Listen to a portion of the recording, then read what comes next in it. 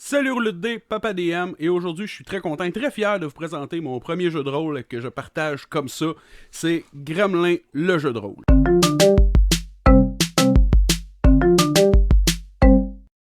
Ben oui, ceux qui me connaissent, qui me suivent un peu, savent que je tripe sur les Gremlins. Pour moi, c'est un très bon film de Noël et ça m'a toujours fait de la peine de ne pas trouver un jeu qui me permettait de pouvoir jouer les Gremlins. Je pourrais prendre probablement n'importe quel système, mettre des Gremlins dans le top, essayer de faire survivre des humains, mais j'avais envie de jouer un jeu où on est nous-mêmes les espèces de petits chaotiques mauvais qui sont là pour déconner et faire mal aux gens. Donc voilà, cette année, je me suis tanné puis je me suis dit, tiens, je me donne jusqu'à Noël pour en faire un, partager ça au monde. Un petit défi que je me suis lancé. Pas facile vu que je suis mauvais en français, que j'ai aucun talent pour l'infographie. Bref, j'ai appris beaucoup de choses dans les dernières semaines. Et sans plus attendre, je vous présente le jeu pour que vous sachiez comment jouer vous-même. Premièrement, ça va vous prendre un meneur de jeu puis 2, 3, 4 joueurs à votre guise. Les joueurs ont besoin d'un D20, 2 traceurs, ça peut facilement être des D6, il va falloir les déplacer, et un D4 autour de la table. Mais tu sais, vous pouvez toujours rouler un D20 puis dire 1 à 5 c'est 1, 6 à 10 c'est 2. Vous allez créer votre personnage. Première chose à faire, c'est avoir une feuille du joueur. Première chose en haut, c'est le concept. Le concept, ça, c'est quoi la personnalité de votre gremlin? C'est quoi qui est? Pour ceux qui ont vu les films, là, on a vu le gremlin cerveau, le gremlin araignée, celui avec un casse à hélice. C'est ce que vous devez trouver. Là, je vais donner quelques exemples sur la feuille, comme un gremlin Batman ou un gremlin en complet cravate. Avec mes joueurs, j'ai eu un gremlin cowboy, un gremlin plombier, un gremlin pompier. J'en ai eu un manchot avec une quille qui rêvait de devenir jongleur. Il n'y a pas de limite tant que vous êtes créatif. Toujours sur la feuille de personnage, le deuxième point, c'est les points de victoire. Je vais y revenir un peu plus tard pour vous parler de cela aussi, la progéniture et l'expertise. On va aller tout de suite aux missions personnelles. Ça, en tant que joueur, vous allez devoir en choisir 3. Ça peut être en lien ou pas avec votre concept, mais quand ça l'est, c'est plus drôle. Par exemple, le gremlin cowboy pourrait avoir comme mission de chevaucher un chien, tirer du pistolet dans les yeux de quelqu'un et boire du whisky en être un peu trop chaud. Des exemples. Vous allez prendre 2 traceurs. Je suggère des D6 parce qu'on en a souvent tout en tant que rôliste à portée de la main.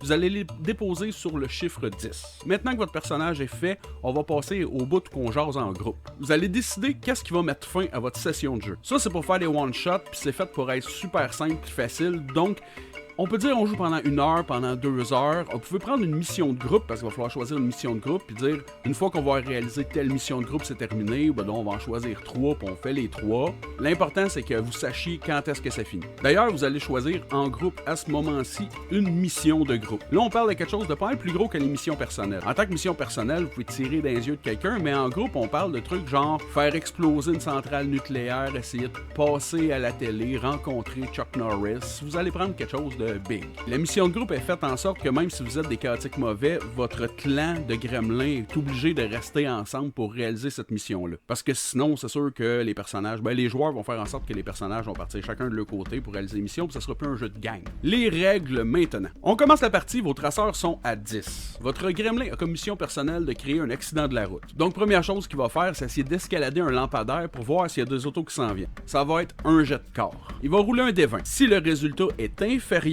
au chiffre où est son traceur, par exemple, en ce moment, le traceur est à 10, s'il roule 9 ou moins, c'est une réussite. Si le chiffre est supérieur à où est le traceur, donc 11 ou plus, c'est un échec. Advenant le cas où le D20 va rouler exactement là où est le traceur, on a... Je l'ai pas dit concrètement comme ça dans les règles, mais c'est un critique ou un fumble. Le traceur est à 10, tu roules un 10, tu vas rouler une seconde fois ton dé, et là, si c'est une réussite, là, ça pète. Là, en tant que joueur, tu peux décrire à quel point tu as fait des exploits incroyables, tu peux te donner un avantage. Au pire, le DM va t'arrêter si t'en pètes trop, mais tu sais, c'est cool. Au contraire, si le second jet se résulte en un échec, là, c'est fini, là. Là, le DM va expliquer comment est-ce que tu t'es foutu les 2 pieds dans la merde. Maintenant, je vais vous parler des points de victoire. On travaille tout ensemble, ça reste un jeu coopératif, un jeu de rôle, on veut pas s'écœurer les uns les autres, c'est fait pour être fait du fun, mais en réalisant des missions, vous allez gagner des points de victoire. Première manière de faire ça, c'est en réussissant une mission improvisée. Vous êtes en déplacement et vous voyez quelqu'un sur sa moto, puis là, il y a un joueur qui dit « Hey, je veux débarquer le gars de là, puis pogner sa moto. » Donc, le joueur va décrire comment est-ce qu'il saute dans la face du gars ou qu'il essaie de se faire peur pour qu'il se sauve. C'est un jeu important. C'est quelque chose qu'un gremlin pourrait faire. C'est plus important que d'essayer de spotter, voir s'il y a quelqu'un quelque chose. C'est vraiment ce qu'on appelle dans le jeu un jet de ravage. Ça s'effectue lorsque l'action que le joueur veut tenter est assez importante d'un point de vue narratif. Faut que ça soit quelque chose qui va faire mal à quelqu'un, qui va créer du dégât, ou à la limite quelque chose qui est vraiment drôle, là, quelque chose de vraiment original. Là, dans ce cas-là, le maître de jeu va demander de faire un jet de ravage. C'est la même affaire, c'est un jet de corps ou de cerveau qui va fonctionner de la même manière, mais si vous l'échouez, vous allez descendre votre curseur de 1. Si vous réussissez, vous allez le monter de 1. Si vous étiez à 10, vous réussissez, vous allez à 11. Si vous êtes à 10, vous avez un échec, vous descendez à 9. Ça va changer un peu le pourcentage de chance de réussite ou d'échec plus tard dans le game. T'sais, les prochaines fois que tu vas rouler, ça sera plus la même stat. Pour une mission improvisée, on parle de si le jet de ravage est réussi, tu montes ton curseur, tu gagnes 1 point de victoire. Vos missions personnelles, ceux qui sont écrits sur votre feuille, si vous les réalisez, ça va être la même chose avec le jet de ravage, le curseur qui va bouger de place, sauf que cette fois-ci, vous allez gagner 2 points de victoire. Et si vous parvenez en groupe à faire une mission de groupe, là, dans ce cas-là, ça va être un des 4 points de victoire.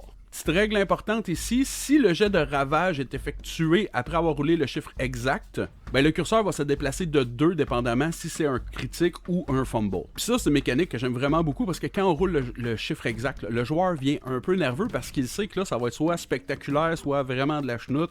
C'est vraiment cool, spécialement si c'est sur le point d'avoir un jet de ravage parce que là, le curseur va bouger pas mal. Au moment où vous allez gagner des points de victoire, il va vous être possible de les échanger contre un mouvement de curseur. Peu importe la colonne que vous avez choisie pour faire votre jet, si vous gagnez des points de victoire, vous pouvez augmenter un de vos 2 curseurs vers le haut.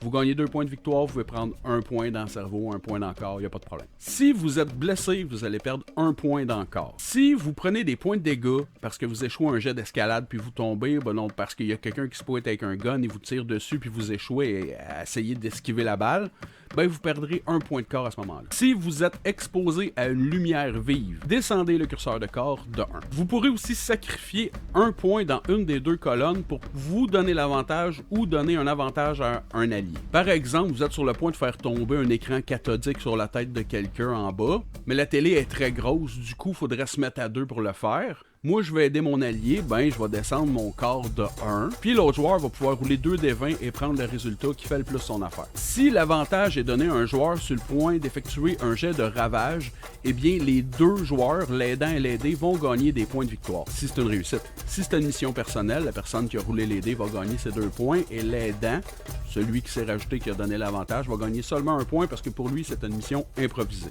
Si vous avez écouté les Gremlins, vous savez que lorsqu'ils sont mouillés, ils pop et ils font d'autres gremlins. Dans ce jeu de rôle-là, si vous êtes mouillé, il y a un avantage et un désavantage. Vous allez perdre 1 point de corps parce que ça fait bobo, mais vous allez ajouter le chiffre 1 dans progéniture. Advenant que pendant le jeu, il y a une de vos 2 caractéristiques, corps ou cerveau, qui descend et qui finit par être en dessous de 5, donc à 4, eh bien vous êtes mort. Vous, le maître de jeu, vous décidez qu'est-ce qui s'est passé, mais votre gremlin décède. À ce moment-là, si vous avez 1 point de progéniture, eh bien, vous reprenez une feuille de personnage, vous vous dépêchez à en créer un nouveau et vous revenez dans la game avec la moitié des points de victoire que vous aviez accumulés rounded up. Si votre traceur monte au-dessus de 15, eh bien là, vous le redescendez automatiquement à 10 et vous allez prendre une expertise. Là, c'est arrangé un peu avec le gars des vues, mais il pourrait, par exemple, arriver qu'il va vous pousser un bras supplémentaire, des pattes d'araignée, des ailes. Vous pourriez être un pro de l'escalade, vous pourriez devenir un détective hors pair. Lorsque vous allez effectuer une action en lien avec cette expertise-là, vous allez rouler en avantage. Une fois que la condition qui va mettre fin à la session de jeu va être arrivée, que ce soit l'heure ou un nombre de missions ou whatever, à ce moment-là, le maître de jeu est invité à clore la session avec la mort de tout le monde. Si vous avez écouté les Gremlins, vous savez que ça finit pas bien pour eux. Soit que le soleil peut se lever, puis le soleil, c'est mortel pour les Gremlins. Donc, du coup, ils meurent. Moi, une fois, j'étais dans un studio de télévision, les gicleurs sont partis, tout le monde est mort électrocuté, ou descendu par des guns d'un autre game. Il y a eu des gars qui sont arrivés avec des guns, puis ont juste descendu tout le monde. Bref, c'est ainsi que le maître de jeu va clore la session, et ensuite, les joueurs vont comparer les points de victoire. Celui qui en a le plus a gagné. Je pense pas qu'il soit réellement content. Je pense qu'il est juste surtout content d'avoir passé une belle soirée. Ça fait le tour des règles qui sont écrites sur le jeu de rôle. J'aurais peut-être 2-3 trucs à dire de plus. Par exemple, j'ai écrit le jeu comme si tout le monde avait déjà fait du jeu de rôle dans sa vie. J'explique pas c'est quoi un maître de jeu, là. Je veux dire, je voulais faire ça sur une feuille. J'ai pas mis de règles pour la lock, mais honnêtement, moi, j'utilise la lock dans tous mes jeux que je fais, même si c'est pas dans le système. Souvent, ce que je vais faire, c'est considérer, mettons, est-ce que les clés sont dans le pare-soleil? Ben, je me dis peut-être, mettons, t'as 40% de chance. 40% de chance, ben c'est un 8 sur un des 20. Donc roule un des 20, si tu pognes 8 ou en dessous, t'as réussi. S'il y a 90% de chance, donne-y. Il est arrivé des moments où que c'était tellement bien préparé que les joueurs, ils sont arrivés comme pour réussir leur exploit de groupe, mais il n'y avait pas de jet à faire parce que tous les gens ont été faits petit peu par petit peu. À ce moment-là, je les ai pas écœurés avec des jets de ravage qui servent à rien, juste considérer que la mission était accomplie. Allez-y les gars, prenez un des 4 points de victoire. Bref, tout ça c'est juste pour dire que ceux qui ont déjà fait du jeu de rôle vont lire ça, vont peut-être voir que des moments, il y a des trucs qui sont pas clairs. Inventez des affaires, ajoutez-en, enlevez-en. Le but, c'est juste d'avoir du fun en détruisant le monde. Dans le PDF, vous allez trouver une page 2 qui n'est pas les règles directement, mais qui est bien juste 4 tables aléatoires. Toutes faites pour l'un des 20, vous allez avoir des exemples de missions personnelles, de missions de groupe, mais aussi des expertises de corps, puis des expertises de cerveau. Comme ça, ben, en jouant, si vous voulez plus de fluidité, vous pouvez juste rouler ça, puis vous l'inscrivez sur votre feuille, puis ça marche. Donc voilà, je partage ça.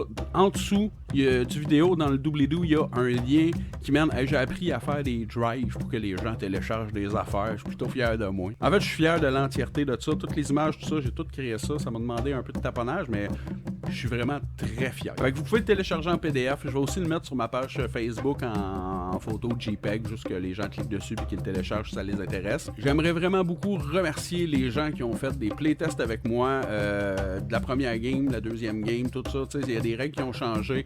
Il y a un joueur qui était là tout le long. Je vais te oral, tu m'as aidé avec la correction d'orthographe, tu m'as donné des idées, tu as reformulé des phrases. T'es hot, puis je t'aime. Si vous téléchargez ça, vous le lisez, vous avez des commentaires, si vous l'essayez surtout, puis vous avez envie de me partager ce que vous avez fait de vos games, je serais vraiment, vraiment content d'entendre ça, intéressé de savoir ce que vous avez à dire, puis faites-les. Faites-les, venez m'écrire, je serais juste vraiment content. Sur la titre, les roulettes de dés, j'espère que vous avez apprécié la vidéo, j'espère que vous allez apprécier le jeu. Ciao, bye!